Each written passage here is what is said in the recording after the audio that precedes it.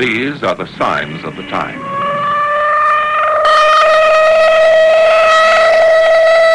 Only in practice now, a rehearsal, a training exercise. Now, with all the elements in place, our test city is complete. From the air, its center will appear as a bullseye to the bombardier at H hour.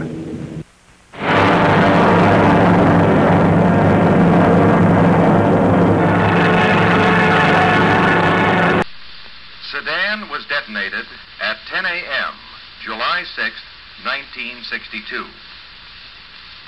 This is a view taken from the top of a 1,500-foot tower, located 6 miles from ground zero.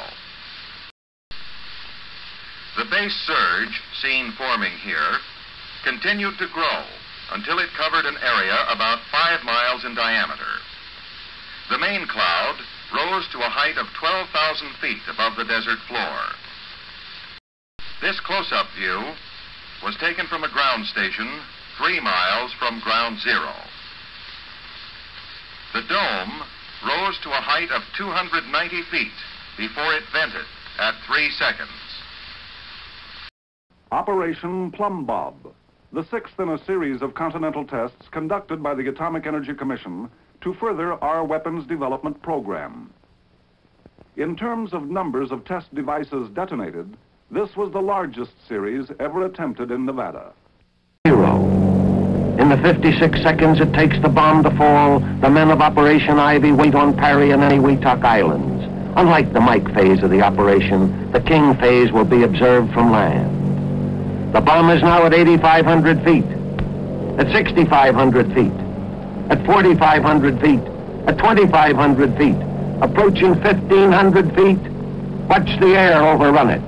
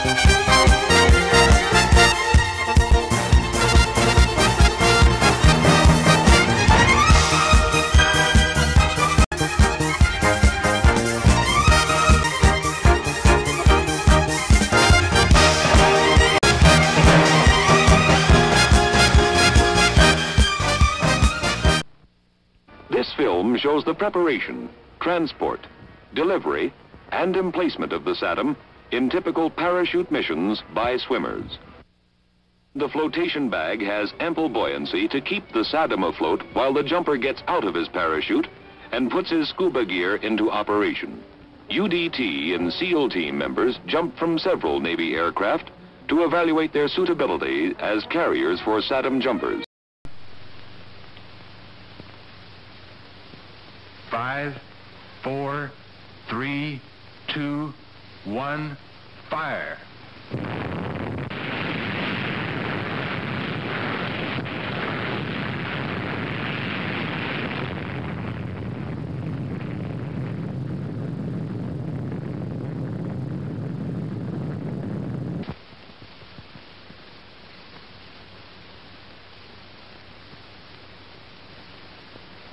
These pictures of the ascending water column show the expanding cloud of spray at the base of the column moving outward and enveloping the ships in the target array. Great quantities of radioactive water from the column descended upon the decks of the nearby vessels, and ship hulls a mile away were drenched by the wall of foaming water. Photographic tower on Bikini shows the column composed of millions of tons of water rising at an initial rate exceeding the speed of sound. The water and spray from the explosion will fall for several minutes. Here again is an excellent photographic portrayal of the boiling, foaming wall of water engulfing the ships in the foreground. This highly lethal spray was intensely radioactive. Each hour for the Deepwater shot was 1330 on 16 May.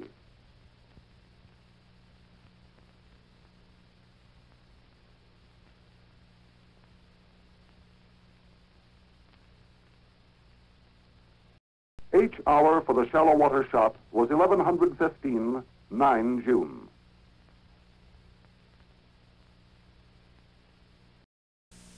Here is another look at the burst from the angle of a low-flying Yorktown helicopter.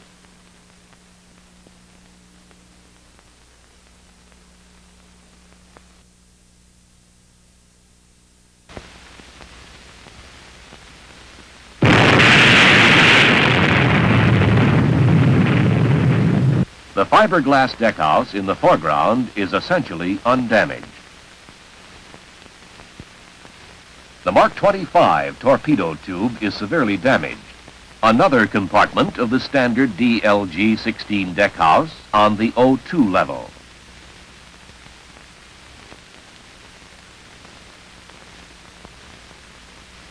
This is the Mark 45 torpedo, an anti-submarine weapon with a nuclear warhead. At the burst point, the warhead is detonated. The nuclear submarine force of the United States Navy is being equipped with a long-range, rocket-propelled, inertially guided anti-submarine missile. Could we kill a modern submarine with an underwater A-bomb? In theory, yes.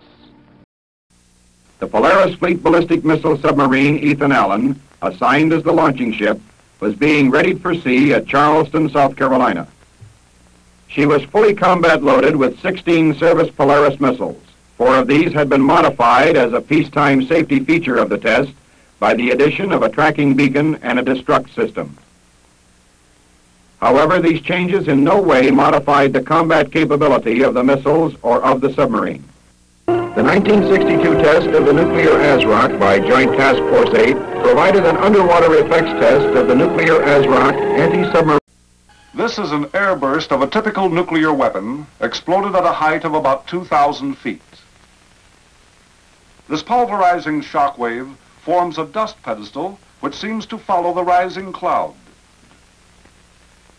At still greater heights, ice crystals form and flow over the edges of the cloud to form a pure white color. What can we do to increase the destructive effect? Or conversely, how can we protect ourselves from it? An atomic shock wave can envelop a structure and completely destroy it by pressure and dynamic wind effects. A nuclear weapon represents potentials outside the concepts of conventional weapons. But this is not an ultimate weapon, nor one calling for unreasoning fear. It is merely another arm, another addition to our national arsenal.